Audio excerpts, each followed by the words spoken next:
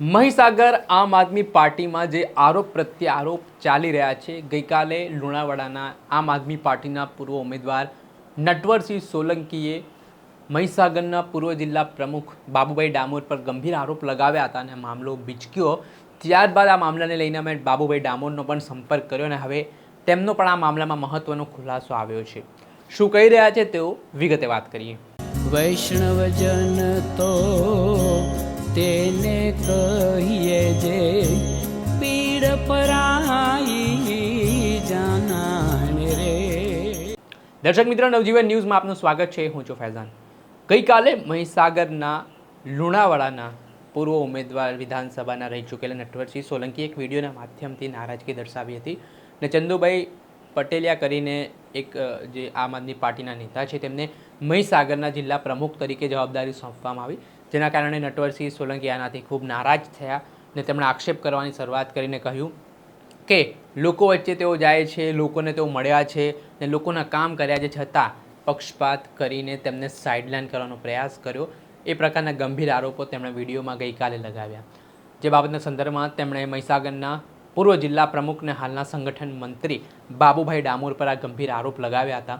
જે સંદર્ભમાં હવે અમે બાબુભાઈ ડામોર સાથે પણ સંપર્ક કર્યો હતો અને આ ઘટનામાં ખરેખર હકીકત શું છે, જે રીતે આરોપ કરવામાં આવી રહ્યા છે નટવરસિંહ સોલંકીના ને તેને લઈને આ આરોપમાં કેટલી સત્યતા છે તે તપાસવા માટે અમે તેમને સંપર્ક કર્યો. ત્યારે વધુ એક કારણ બહાર આવ્યું ને આમાં જે પ્રદેશ સંગઠન મંત્રી છે બાબુભાઈ ડામોર, તેમની મહત્ત્વની પ્રતિક્રિયા સામે આવી, જેમાં આ આખો ઘટનાક્રમ બન્યો છે ચંદુભાઈ પટેલિયા અને જે નટવરસિંહ સોલંકી વચ્ચે જિલ્લા પ્રમુખ બનવાને લઈને પાર્ટીએ જે મહત્ત્વની જવાબદારી બંનેને સોંપવાની વાત કરી હતી. તેને કહ્યું હતું કે જે બંનેમાંથી સારું કામ કરશે તેને આ તક ને આ તાજ પહેરાવવામાં આવશે અને અંતે ચંદુભાઈ પટેલિયાને આ તાજ પહેરાવવામાં આવ્યો. ત્યારે આ બાબતે શું કહી રહ્યા છે બાબુભાઈ ડામોર, તેમને સાંભળો. આપણી સાથે મહીસાગરના પૂર્વ જિલ્લા પ્રમુખ બાબુભાઈ ડામોર જોડાઈ ચૂક્યા છે. તેમના પર જે ગઈકાલે નટવરસિંહ સોલંકી નામના એક આમ આદમી પાર્ટીના નેતાએ આરોપ મૂક્યા હતા કે તેઓ પાર્ટીને તોડવાનું કામ કરી રહ્યા છે, પોતાના લોકોને લાગતા વળગતાઓને તક આપી રહ્યા છે અને જે લોકો કામ કરી રહ્યા છે તેમને સાઇડલાઇન કરવામાં આવી રહ્યો છે, તેવા આરોપ તેમના પર લાગ્યા છે.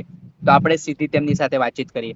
બાબુભાઈ, શું કહેશો? તમારા પર તમારા જ પક્ષના એક વ્યક્તિ દ્વારા આરોપ કરવામાં આવ્યા છે, જેમનો દાવો છે કે તેઓ લુણાવાડામાં પૂર્વ ઉમેદવાર રહી ચૂક્યા છે ને હાલ પક્ષમાં ભેદભાવ ચાલી રહ્યો છે, તે પ્રકારની વાત તેમણે કરી છે. શું કહેશો? ચોક્કસ એ વિડીયો પણ મેં સાંભળ્યો. એકચ્યુઅલી શું છે કે એમને કોઈ મતભેદ હોય, એમને કોઈ દુઃખ હોય તો પાર્ટીને જણાવવું જોઈએ, પણ જે રીતે સોશિયલ મીડિયામાં વાયરલ કર્યું છે એ પણ યોગ્ય નથી. અને જે મેં સાંભળ્યું છે એમને જે કહેવા માંગે છે એના પરથી મને એવું લાગે છે કે એમને જે દુખે છે, પેટ ખૂટે છે, માથું એના જેવી વાતો છે. એકચ્યુઅલી 2-3 મુદ્દાઓ છે કે જેમાં એમણે કહ્યું કે મજબૂત માણસને ટિકિટ નથી આપી. તો ટિકિટ આપવાની જે પ્રક્રિયા છે એ પાર્ટીની સિસ્ટમથી પ્રક્રિયા થયેલી છે અને જે કઈ ગ્રાઉન્ડ ઉપર સારું કામ કરનાર વ્યક્તિને ટિકિટ આપવામાં આવી છે. બીજો આક્ષેપ એવો છે કે ઉમેદવાર ઉભા રાખ્યા નથી. એકચ્યુઅલી અમુક જિલ્લા પંચાયતો ઓબીસી આવી, જ્યાં એસટી એરિયામાં ઓબીસી સીટ આવી ત્યાં ઓબીસી ઉમેદવાર અમને નતા મળ્યા, ત્યાં ઉભા નથી રાખી શક્યા. એટલે એ પણ એક મુદ્દો છે. બીજો મુદ્દો છે કે એ પોતે લુણાવાડાના ઉમેદવાર જ્યારે હતા ત્યારે 22માં ત્યારે એમને એટલા મત નથી મળ્યા જે સંતોષકારક પાર્ટીએ કામ કર્યું હતું એટલા. છતાં 22માં એમને ઉમેદવાર બનાયા, એ કે એમને આભાર માનવો જોઈએ અને પાર્ટીનું કામ કરવું જોઈએ. હવે નેક્સ્ટ સંગઠનમાં પાર્ટી જે કઈ ગ્રાઉન્ડ પર કામ થઈ રહ્યું છે એ ધ્યાને લઈને જ પાર્ટી કોઈને પદ આપતી હોય. હું પોતે જિલ્લા પ્રમુખ 3 વર્ષ રહ્યો, 3 થી વધુ સમય થયો. મેં સારું કામ કર્યું. પાર્ટીએ મને પ્રદેશ લેવલની જવાબદારી સોંપી છે. હું અત્યારે આમ આદમી પાર્ટીમાં પ્રદેશ સંગઠન મંત્રી છું. તો એ પાર્ટી મારી નોંધ લીધી હશે ત્યારે જ. મેં તો કોઈને રિક્વેસ્ટ નથી કરી, કોઈને ભલામણ નથી કરી.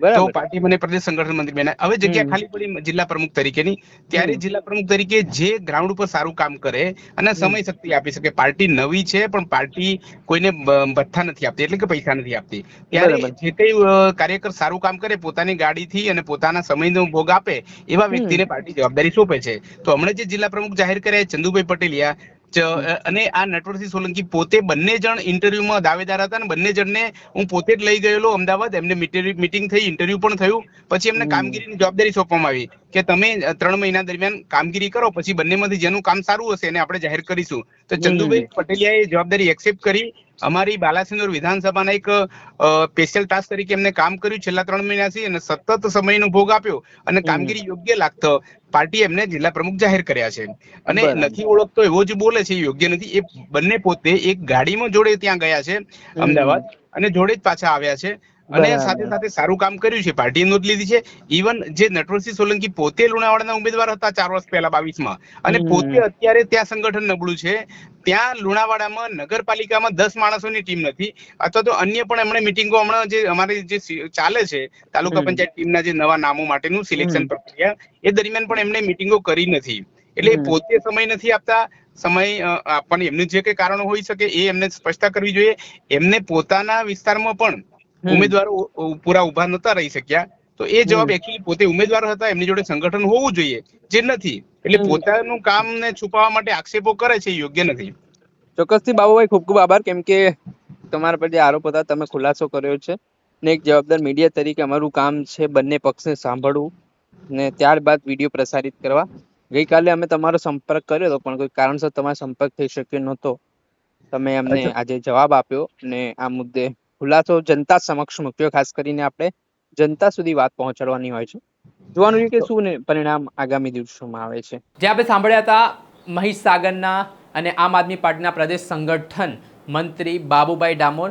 તેમણે આજે આખો વિવાદ ચાલી રહ્યો છે તેને લઈને પોતાનો પક્ષ મૂક્યો છે, ખુલાસો કર્યો છે. હવે જનતાએ નક્કી કરવું છે આ ઘટનામાં કોણ સાચું છે કોણ ખોટું છે. દર્શક મિત્રો, આપના અભિપ્રાય જરૂરથી જણાવજો. આવા જ વિડીયો જોવા માટે નવજીવન ન્યૂઝ જોતા રહો અને લાઇક કરો તેમજ વધુમાં વધુ શેર કરો, જેના કારણે તમને નવા નવા અપડેટો નવજીવનથી જોડાયેલા મળતા રહે.